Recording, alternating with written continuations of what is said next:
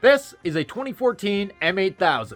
It has 6,000 kilometers on it, and it still gets used to this day quite frequently. Now, it's time to talk about everything I've broken, everything I've done, everything that's been replaced in the last 6,000 kilometers. 6,000 kilometers, same engine. Now, whether this is your 10th video or your first video, if you are subscribed, thank you for subscribing. Thank you for being a part of the community.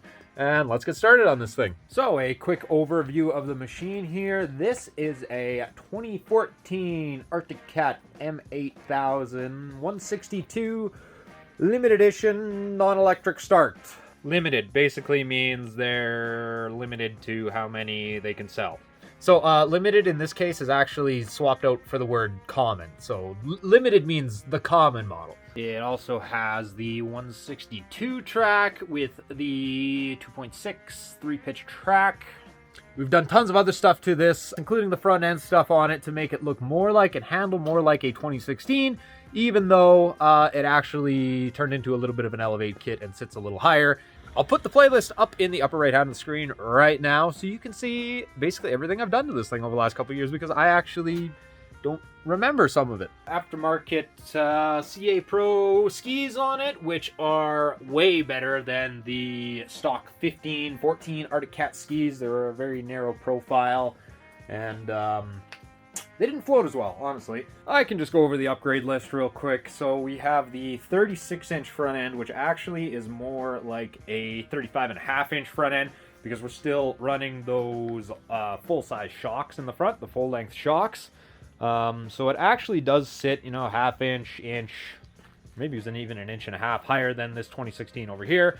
Doesn't look like, because that one's on dollies, but this one sits a lot more like that Polaris sitting over there in the corner. Then, I think it was last year, we had a follower give us a Speedworks front bumper for this thing. It's a little more beat up than it was then, but Speedworks front bumper. Hanging up over there is a Speedworks rear bumper for it too, but we haven't put it on, and I'm not sure if I'm gonna. Headlight delete kits, as well as that kind of involves the cold air stuff that we've done too. Also has the upgraded steering bushing kit, which is right here. I actually don't even know who makes these, and I'm not even sure if you can get them anymore. But this is the upgraded kit, rather than just the regular Cat one. So these have been on here since I've had it anyway. Tethers weren't stock on these. Jaws exhaust can, nothing too fancy. It also has the CV Tech clutch that everybody is looking for, but nobody can get right now. Stock bags, stock seats, Mountain Addiction rails on the back there. Upgraded these to 2019 hardcore idler wheels. Then the only thing different after that is we installed that anti-stab kit there, which was not stock on 14s, but it was stock on 15s. So we have that in there too. I think those were all the upgrades, unless I come across something here in the walkthrough we're about to do. I'll just start at the front, and I'll talk about everything that I've replaced over the last few years on it. This side, we got the one rubber there that's trying to come out. I've done shock bushings on it, but 6,000 kilometers, have never done a shock rebuild anywhere on this thing, which means that they're actually way overdue. Also had the steering bracket crack on me, pretty common in the 14s. That's back in here. These rivets are what hold it in. We upgraded that too. As far as the body goes, it's kind of the normal stuff on a sled this old, you know, cracked side panel. We got vents that are just kind of hanging out. Maybe a couple cracks on the nose cone there. Chain case, normal 2014 stuff with the tabs that are starting to break. I think I got another one over here. Yeah, this tab is cracked too, but it's still holding its oil, so we're just gonna let it be. Everything in that chain case is still original. Chain, sprockets, tensioner. I keep a very close eye on things in there because of its high mileage. And if it ever blows up, I might just say screw it and throw a belt drive in it. This also isn't my main sled either. My main sled is this Alpha Turbo up here, and that's kind of what I ride usually. It also has some panel venting on there. Almost forgot to mention that. High-fax/sliders have never been done. So they have 6,000 kilometers on them. The powder coating on the rails, it's mainly on this side, is starting to flake off. I noticed on that 2016 behind us over there, it's starting to do it a little bit too. Yeah, this rail actually looks way better. I wonder if maybe a different powder coating batch or something like that, because this one isn't near as beat up. I went through 2 of those assemblies, 1.5 really, because actually one assembly was bought used hastily because I needed it. And there's videos of that too. So that is the upgraded rear end. And you can do bearings and all sorts of fun stuff in there. It's a much better rear end than this older Cat tri-hub assembly. So we went through 2 of those before we did that. Skid bolts have some wonky hardware in a few places. You can see this one here is actually, it was at one point moving around. I got her in there now, and it's probably never coming out again unless it absolutely needs to. Besides that, nothing back here has been replaced. This is all stock stuff, including the scratchers, even when the brother-in-law tries to back down with them.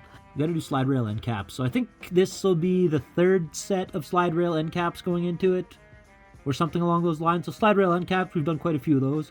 And back to the CV Tech clutch that we put in, was it last year? The year before. We put a CV Tech clutch in her. This is the stock secondary. It's never been rebuilt. It's been cleaned. It's been inspected, but never rebuilt, never failed. It's never given me any issues whatsoever. This thing, on the other hand, is a good clutch, but the ones that I was taking out of it, not so good. Yeah, this is clutch number 4, I think.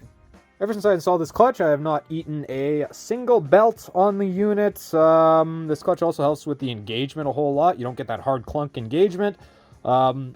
So this thing has actually been a lifesaver. I'm very impressed with this clutch. Looks like old school, eh? The old UFO, but damn does it work. That CV Tech clutch, I had to do a little bit of tuning with. It was supposed to come to the factory fully tuned, but the weight was just like a little heavy. I think it would have been good at sea level, but you know, we're up here a little higher. So I had to take a little bit of weight out of that primary.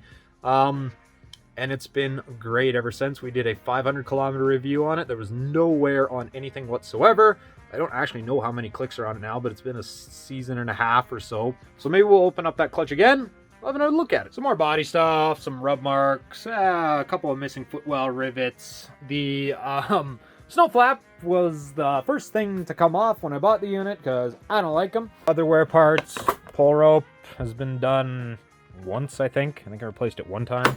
A couple of broken controls from rolling her down the mountain, not a problem. The old duct tape fixes that right up. Normal BS M8 steering play. We got a skid plate on it too. I completely forgot about that. Actually, the underside of this is in surprisingly good shape because that skid plate's been on it since day one. That is the original track, and that's that Power Claw 2.6 Camoplast track. Probably the best track on the market. Because after 6,000 kilometers, there isn't a lug missing. There isn't a lug that's torn. These tracks just hold up. They don't really break or rip unless you really do something wrong or really end up hitting something and tear it open. Skags are overdue, I'd say. Yeah, I think that'll be the 3rd set of Skags ever going in. The sled mostly sees mountains, so it sees snow. It's been a great machine. It's never left me on the mountain. It's because of the clutch thing. It limped home under its own power twice. 3 times. 3 times it limped home. But besides that, it's never been on a tow rope. It has towed, I think once it towed, but it's never broken down on the hill. It's always made it back to the truck. It's never left me anywhere.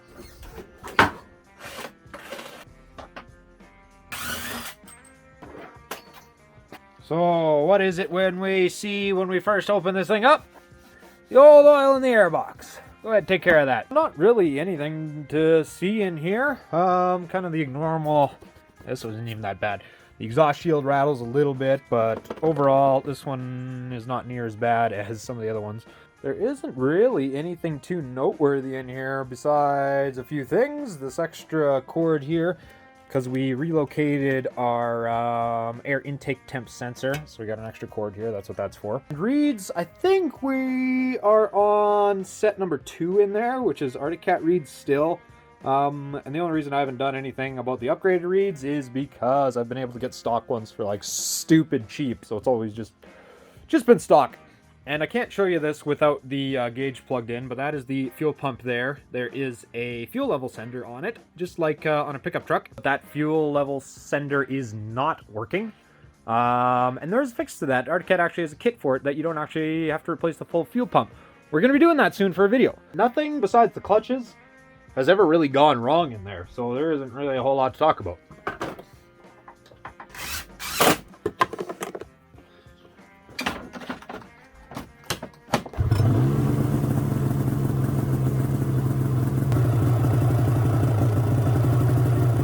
So there you have it. Is that everything? I think that's everything. Okay, I think we're gonna wrap up that video there. I think I covered everything I need to cover on that thing. I think I got everything that's broken down on me, or just broken randomly, and fixed up a few odds and ends on it too. This M8 has probably seen a little bit more abuse than most of them will see over their life. So there's your review from a long-time owner. For the most part, they hold up. Thanks everybody for watching today's video. If you like today's video, please consider subscribing to the channel if you haven't already. And we'll see everybody on the next one. Remember to like and subscribe, and bye everybody.